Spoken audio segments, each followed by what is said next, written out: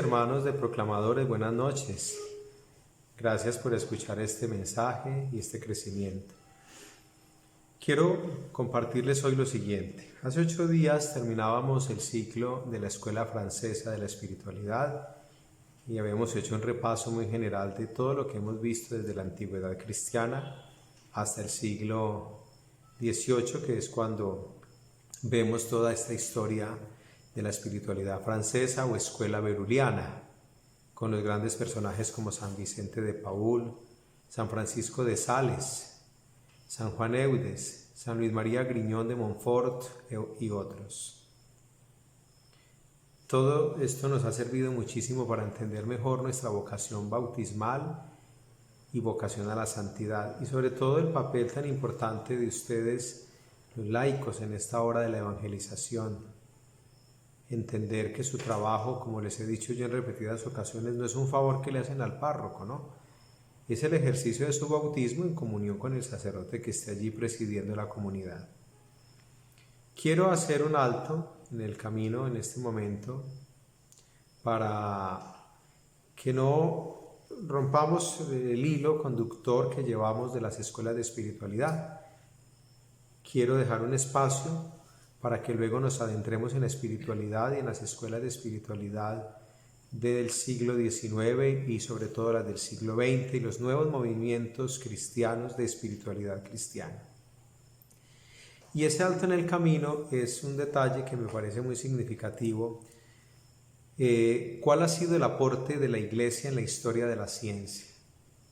A mí me llama mucho la atención que la Iglesia le ha dado tanto a la humanidad, gente tan grande, papas, obispos, sacerdotes, religiosas, tantos laicos, misioneros, y es una institución, una obra tan atacada, y sobre todo hoy, cuántos enemigos, cuántas personas quisieran ver destruida la Iglesia, cuántos interpretan incluso todos estos tiempos como una manera de acorralarnos, y resulta que entre más nos acosan, como dice San Pablo, más florecemos.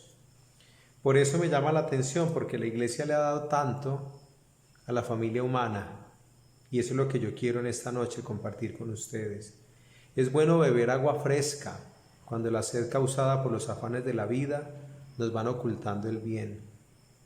Por eso quiero que asistamos esta noche a una breve lección de historia de la Iglesia para descubrir el ejemplo de tantas personas como San Justino, que lo vimos en la patrística, los padres apologistas, San Gregorio Magno, que fue un gran maestro de la Edad Media, con toda su teología pastoral, San Benito, con la fundación de los benedictinos y su magistral síntesis Ora et Labora, santos tan grandes como Francisco y Domingo, que fueron luminosos faros en el ocaso medieval, figuras tan grandes como Santa Teresa de Ávila, el cura de Ars, San Juan Bosco, en nuestro contexto la Madre Laura. Cuántos laicos santos que han sido a lo largo de la historia, como el mismo San Justino, lumbreras en la Iglesia. Entonces, ¿cómo entender el paso de la Iglesia en la historia de la humanidad? Miren, es importante entender que desde la antigüedad hemos tenido personajes ilustrísimos en la ciencia. Estamos hablando del aporte a la ciencia de la Iglesia.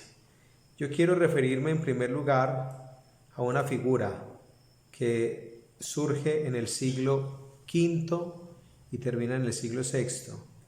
Casiodoro, Marco Aurelio Casiodoro. Él fundó al sur de Italia un monasterio y fundó una cosa que se llamaba el Scriptorium, de ahí viene la palabra escritorio.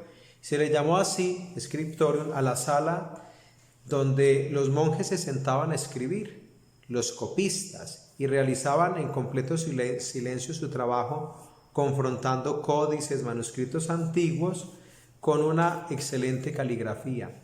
Gracias a ese trabajo de esos monjes escritores, muchos de los textos de la antigüedad pasaron a la Edad Media y fueron preservados para el futuro de la humanidad y del conocimiento intelectual. Él compuso una obra llamada Instituciones, que es una especie de enciclopedia en 2 tomos, que viene a ser como una introducción bibliográfica al estudio de las ciencias y consolida una cosa que se hizo clásica en la antigüedad y durante el medioevo, Eran como los dos grandes grupos de ciencias o de estudios. El trivium, que era la gramática, la retórica y la dialéctica, y el quadrivium, que es la aritmética, geometría, astronomía y música. Era lo que la gente estudiaba en su formación clásica. Entonces, Casiodoro, con su scriptorium y esta síntesis del trivium y del quadrivium.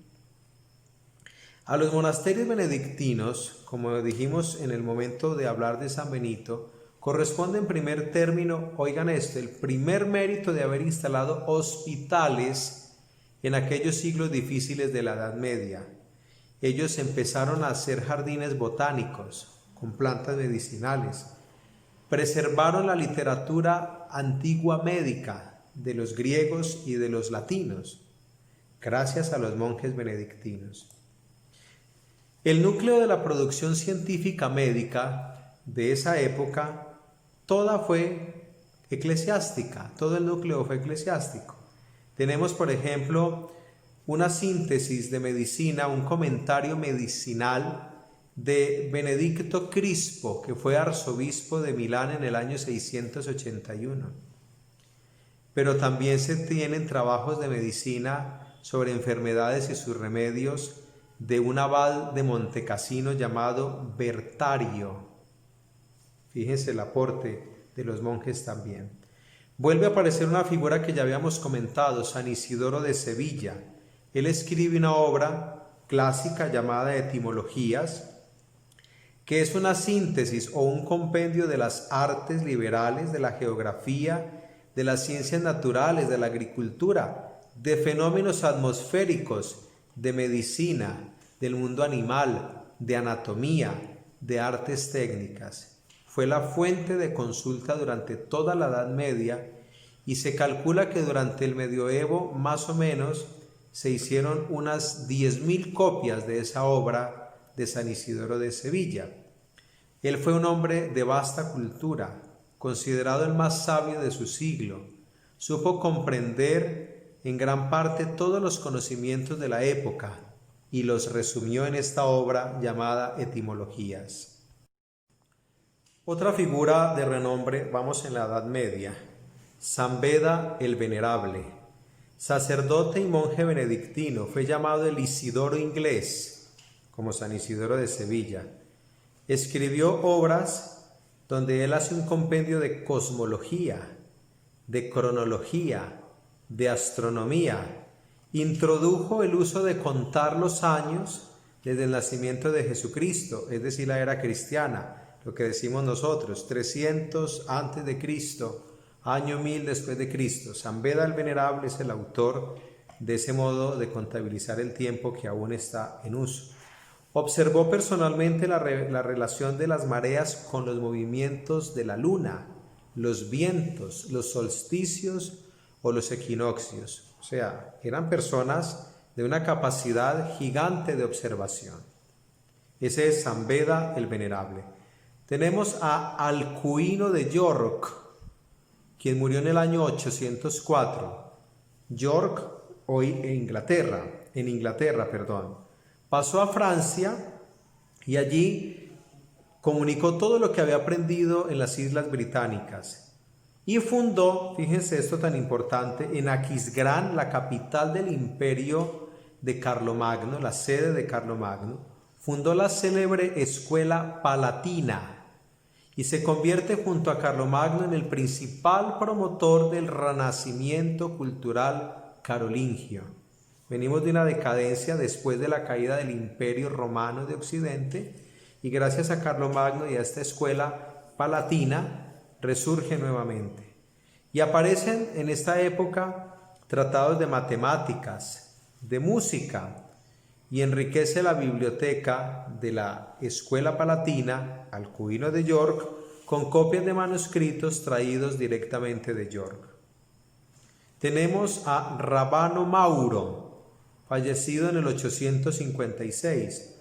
Fue un monje benedictino alemán, abad del monasterio de Fulda, una de las abadías alemanas más importantes de la Edad Media, y luego fue arzobispo de Maguncia en Alemania. Se le llamó honoríficamente el primer preceptor o educador de Alemania. Escribió una enciclopedia llamada De Universo, de 22 tomos. Además, elaboró un tratado sobre el calendario titulado De Cómputo, donde representa el modo de contar el tiempo en su época. Fue como la última gran figura de esos grandes transmisores de la cultura antigua a la Edad Media en Occidente. Por eso vuelvo a decir la importancia de los monjes en la historia de la Iglesia y de la ciencia. Con el correr del tiempo, esto también es muy bonito, la ciencia árabe se fue desplazando de Oriente a Occidente, los musulmanes. Ellos llegaron a Europa, invadieron España, se establecieron allí desde el año 711 y empezó a darse como una simbiosis de toda esta cultura árabe y occidental. Tenemos figuras de esta época. Herberto de Aurillac, fallecido en el año 1003, fue un benedictino francés, abad en Bobbio, en Italia, arzobispo de Reims, y luego fue papa con el nombre de Silvestre II. Miren esto, fue el primero que hizo populares las cifras árabes, los números arábigos y el astrolabio, ese aparatico que se usa para mediciones de astros. Uno de los escritos está dedicado al cálculo con el ábaco, aquel artefacto que usábamos nosotros en el jardín de correr bolitas para contabilizar. Fue el autor de una obra llamada El libro del astrolabio o de las utilidades del astrolabio. Además se dice que hizo construir un órgano a vapor en la Catedral de Reims. Inventó diversas máquinas hidráulicas y una tabla de cálculo matemático. Se le atribuye la invención de un primitivo reloj de péndulo. Siendo ya Papa Silvestre II, a él le consultaban temas de matemáticas. Se llamaba Herberto de Aurillac, Papa Silvestre II. También figura en esta época el monje cluniacense Raimundo, arzobispo de Toledo, quien promueve entre los miembros de sus sacerdotes de su clero un gran equipo de traductores. Ellos tradujeron al latín muchas obras árabes. A este prelado le apoya el abad de Cluny, Pedro el Venerable, haciendo que esta escuela florezca. Toledo no fue el único centro. Estamos hablando de la simbiosis de los árabes y de la cultura occidental. También hubo un florecimiento en la isla de Sicilia. Allí tenemos la personalidad de Constantino el Africano, nacido en la ciudad de Cartago, norte de África, en el año 1017. Se prepara en medicina y luego se convierte al cristianismo, reuniendo allí en África, su tierra de origen, gran cantidad de manuscritos. Vino a Sicilia, se hizo monje en la abadía de Monte Cassino y consagró toda su vida para traducir los manuscritos del árabe al latín. Ahora vamos a ver un episodio muy importante y de lo que tendría que estar muy agradecida la humanidad. Es el tema de las universidades. La Iglesia en el nacimiento de las universidades, de las escuelas monásticas y de las escuelas episcopales. La universidad constituye uno de los legados más importantes de la Edad Media. ¿Quién creyera? ¿Cuánto se critica a la Iglesia de la Edad Media diciéndonos que la Iglesia fue la causante del oscurantismo? Vamos a ver si es cierto. Se empiezan a fundar las llamadas escuelas monásticas episcopales. Eso se da a partir de los siglos IX hasta el XIII, o sea, más o menos desde el 800 hasta el 1200. Estas, en una labor muy silenciosa, prepararon el nacimiento de las ciencias en Occidente. Los monasterios contaban con una institución docente para formar a sus monjes, Pero bastantes de estos monasterios añadieron una escuela exterior para niños y jóvenes del vecindario. Una tarea muy linda. Muchos obispos crearon en las ciudades escuelas que cumplían la misma tarea. Los obispos formaban en sus casas episcopales a los futuros sacerdotes, pero también se admitían en estas escuelas externas a niños, a laicos. Era una tarea de transmitir la obra de la evangelización también a través de la cultura. Tenemos, por ejemplo, en el siglo XI, famosas escuelas catedralicias de Reims, Chartres, Colonia, Maguncia, Viena y Lieja. Estas escuelas se centran en algo que ya dije, en el trivium y en el quadrivium. Gramática, retórica y dialéctica, el trivium. Y el quadrivium, aritmética, geometría, astronomía y música. Pero todo esto se fue transformando y es en el siglo XIII cuando tiene lugar entonces ya como la consolidación de lo que son las universidades en el sentido moderno de la palabra. Esto fue iniciativa de los papas, con el apoyo de reyes, y recibieron originalmente el título de Studium Generale, estudio general, que indicaba un lugar de estudios abierto a todos los tipos de estudiantes que quisieran participar. Pero se empieza a usar el término o vocablo latino universitas, que quería decir como un universo pequeño donde había de todo, lo que es una universidad, distintas facultades, conocimientos diversos. El documento más antiguo en el cual aparece la palabra universidad es uno del Papa Inocencio III del año 1208, dirigido a la Universidad o Estudio General de París. Fíjense que entonces en el origen de las universidades está la Iglesia de la Edad Media. Los historiadores son unánimes en reconocer que las universidades deben infinitamente a la Iglesia su origen. Las más antiguas fundaciones universitarias son eclesiásticas. Hay pocas universidades en cuya partida de nacimiento de la Edad Media no se encuentre un documento pontificio o por lo menos la intervención de un legado de la Santa Sede. Tengo no razón en decir que la humanidad tantas veces es cruel y desagradecida con la Iglesia. Las primeras estructuras universitarias son la de Bolonia en Italia. La primera, que fue en 1158. Tenemos en París, en el año 1200, que fue la más importante y la más famosa de la Edad Media, y que influirá tanto en otras universidades fundadas por los papas Inocencio III y Gregorio IX, como la Universidad de Oxford, en Inglaterra, que se empezó a gestar desde el año 1167. En el año 1214 ya viene esta Universidad de Oxford a consolidarse gracias al apoyo del Papa Inocencio IV.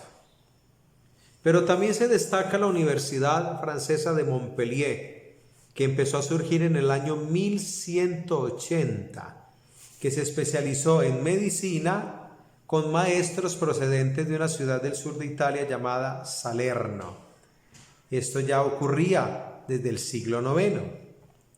Esta universidad se hizo célebre gracias a los aportes de alguien de quien ya hablamos, Constantino el Africano.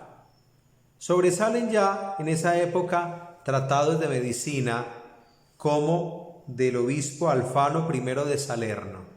Estamos hablando de la Universidad de Montpellier en Francia.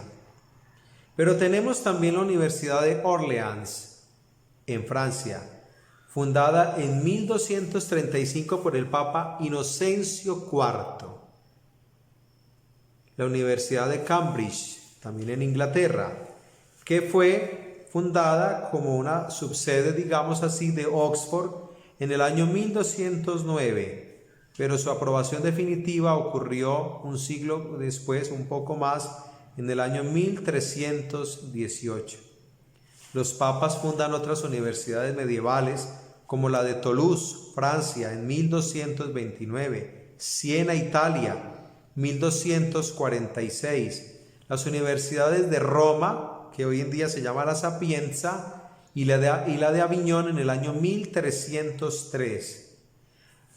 Colonia, 1389, Erfurt, en Alemania, paradójicamente, donde se formó y fue profesor Martín Lutero, Erfurt, Alemania, fundada en 1392. Tenemos en España la Universidad de Palencia, con P, Palencia, nacida alrededor de la escuela catedralicia en el siglo XI. Es la universidad española más antigua y recibió la aprobación del Papa Honorio III a principios del 1200. Pero esta universidad desapareció a mediados del siglo XIII. Viene una muy importante, conocidísima, la Universidad de Salamanca, con aquel famoso refrán: lo que natura no da, Salamanca no lo otorga. Fundada por el rey Alfonso XI en 1219, tuvo una doble faceta: ser universidad real y pontificia, porque gozó del apoyo del Papa Alejandro IV a partir de 1255. Fueron alrededor de 29 universidades fundadas por los papas durante la Edad Media. En nuestro contexto, aquí en Bogotá, el Colegio Jesuita se transformó con sus estudios y grados académicos en una universidad llamada Academia Javeriana, que es actualmente la Pontificia Universidad Javeriana, que data de 1621. El nacimiento de las órdenes mendicantes en el siglo XIII, dominicos y franciscanos, constituyó un factor determinante para el progreso de las ciencias, tanto en las universidades de París como de Oxford.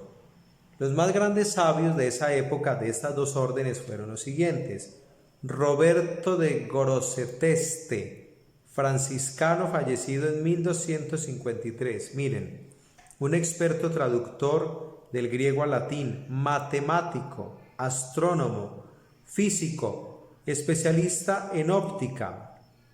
Aplicó el principio de los valores matemáticos en los estudios de fenómenos naturales. De este fue discípulo Roger Bacon, fallecido en 1292, quien encontró, miren qué bonito, los focos de los espejos cóncavos, o sea, todo este estudio de la optometría, los lentes, el aumento con los vidrios. Redactó instrucciones para construir espejos parabólicos. Descubrió el principio de la cámara oscura, que es lo más primitivo de las cámaras fotográficas. Estudió el mecanismo de la visión, el ojo humano. Fue uno de los primeros en conocer la pólvora y dio impulso al invento de los anteojos, por aquello del estudio de la óptica. Hizo una cámara oscura para la observación de un eclipse de sol. Comprobó que el arco iris no puede producirse cuando el sol se encuentra a más de 42 grados encima del horizonte. Cosas extraordinarias. Admirablemente, anticipa la posibilidad de fabricar máquinas voladoras, barcos sin remos, puentes colgantes e instrumentos que permiten leer a grandes distancias. El telescopio, los binoculares. Así entonces previó futuros inventos como el vapor, el automóvil, el aeroplano y el submarino. Rogerio Bacon, religioso, católico. Guillermo de Ockham, fallecido en 1349. Practicó el experimento y la inducción y concibió el principio de acción y reacción. Y aplica un principio en economía que se llama la navaja de Ockham, que consiste en que no hay que recurrir a múltiples elementos para interpretar algo, si con pocos elementos se puede explicar.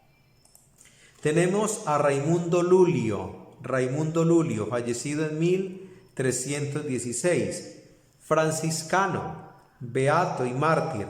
Políglota, escribió más de 250 obras, muchas de ellas dedicadas a la geometría. náutica, lógica. Es considerado padre de uno de los algebrismos lógicos de épocas posteriores con su obra Arte Magna o Arte General, método universal para todas las ciencias. Esta obra de Raimundo Lulio representa el primer ensayo de articulación del pensamiento humano more geométrico, siendo por tanto un precedente de lo que sería la filosofía en el Renacimiento. Tenemos también a otra gran figura, sobre todo de la orden dominica, San Alberto Magno, fallecido en 1280, alemán, obispo de Ratisbona, profesor en París y Colonia, llamado Doctor Universal. Abarcó todo el conocimiento posible de la época, desde las estrellas hasta las piedras. Hizo trabajos de teología, filosofía, matemáticas, astronomía, meteorología, física, química, mineralogía, geología, agricultura, zoología, botánica, medicina. Extraordinario. Sus obras están compuestas por un total de 38 tomos. Como hombre de ciencia, es uno de los creadores de la ciencia experimental. En sus investigaciones se funda sobre todo en la observación y el experimento e insiste en que ambos, observación y experimento, cuanto más se lo repite, tanto más valen para profundizar el análisis de los fenómenos. Entre sus obras están sobre los vegetales y sobre los animales. Fue el primero y el único que explicó en todas sus partes toda la historia natural. Fue el primero que describió artísticamente la naturaleza de Alemania. En su obra de animales hace una descripción completísima de la fauna europea. San Alberto Magno, obispo dominico. Tenemos a Jordán Nemorario, quien a principios del siglo XIII demuestra que la matemática infinitesimal, con todas sus dificultades, ya iba abriéndose camino. Demostró la ley de la palanca y descubrió el modo de formular la componente de la gravedad actuante sobre un cuerpo en un plano inclinado. Es decir, términos extraños, pero nos demuestran gente grande de la Iglesia. Hizo un tratado sobre el mapamundi. Es el más antiguo que contiene el enunciado de los principios de la proyección estereográfica, que es un sistema de representación que proyecta la superficie sobre una esfera, lo que sería el mapamundi. Otros grandes eclesiásticos de esta época son Juan de Hollywood. No estamos hablando de cine, Juan de Hollywood, llamado Juan Sacrobosco. Su principal obra es sobre la esfera del mundo, que es un manual de astronomía, escogido como texto fundamental de la astronomía hasta el siglo XVIII, y él era del siglo XIII. Vitelo, un monje premonstratense del siglo XIII, el más ilustre matemático y físico polaco de toda la Edad Media. Su obra, llamada Perspectiva, es un tratado de óptica que contiene experiencias nuevas acerca de la refracción de la luz y consideraciones originales sobre la luz. Construyó espejos parabólicos. Ese es Vitelo con W.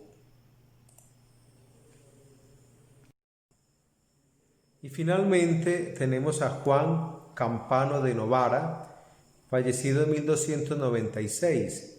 En su obra Teoría de los planetas, describe la construcción de un instrumento astronómico denominado más tarde como Equatorium.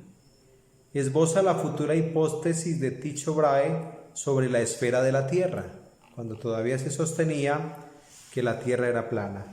Tenemos a Pedro Juliano, fallecido en 1277, conocido más con el nombre de Pedro Hispano, arzobispo, cardenal y luego Papa Juan XXI. Juan XXI, fallecido en 1277, matemático, pensador, profesor en Siena. Escribió un tratado sobre los ojos que le ha merecido un puesto entre los oftalmólogos, una célebre enciclopedia médica llamada Tesoro de los Pobres, que es un completo libro de medicina. Comentó obras de antiguos galenos como Hipócrates, Galeno, y también de filósofos como Aristóteles. Pedro Juliano, el Papa Juan XXI. Bueno, esto era lo que quería compartirles en esta primera parte sobre el tema de la Iglesia en la historia de la ciencia. En el nombre del Padre, y del Hijo, y del Espíritu Santo. Amén. Feliz noche.